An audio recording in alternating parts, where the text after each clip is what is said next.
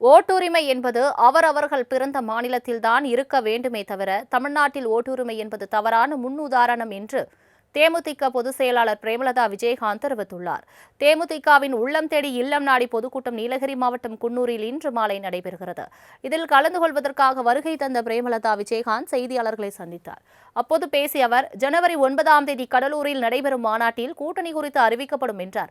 தொடர்ந்து தவிக தலைவர் விஜயின் அரசியல் குறித்த கேள்விக்கு நோ கமெண்ட்ஸ் என கூறிய அவர், தமிழ்நாட்டில் சட்டம் ஒழுங்கு மிகவும் சீர்குலைந்துள்ளதாக சாடினார்.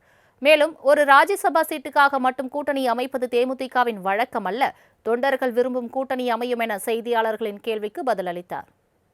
அதுதான் நான் இன்னைக்கு சொல்ல முடியாது. என்ன ஏற்கனவே அங்கே இருந்தோம், அவங்க எழுதி கொடுத்து கையெழுத்து போட்ட கொடுத்தது தான். அது 25 வரும்னு நினச்சோம், அது 26ன்னு சொல்லியிருக்காங்க. அதனால வெறும் ராஜ்யசபா சீட்டுக்காக மட்டும் கூட்டணி அமைப்பது தேமுதிகவின் எண்ணமோ ஐடியாவோ கிடையாது, உறுதியாக நான் சொல்கிறேன். அதனால தொண்டர்கள் விரும்பும் கூட்டணி, தமிழக மக்கள் விரும்பும் கூட்டணியை தேமுதிக அமைக்கும். அதனால 26 தேர்தல் நிச்சயம் மக்களே போற்றக்கூடிய, தொண்டர்களை விரும்பி உழைத்து இந்த வெற்றி கனியை கேப்டன் காலடியில் கொண்டு போய் சேர்ப்பாங்க. அதில் நாங்கள் கான்ஃபிடென்ட்டாக இருக்கோம். முன்னதாக கோடமலை கிராமத்திற்கு வருகை புரிந்த அவருக்கு பேண்ட் வாத்தியங்கள் முழங்க படுகரின மக்கள் உற்சாக வரவேற்பு அளித்தனர்.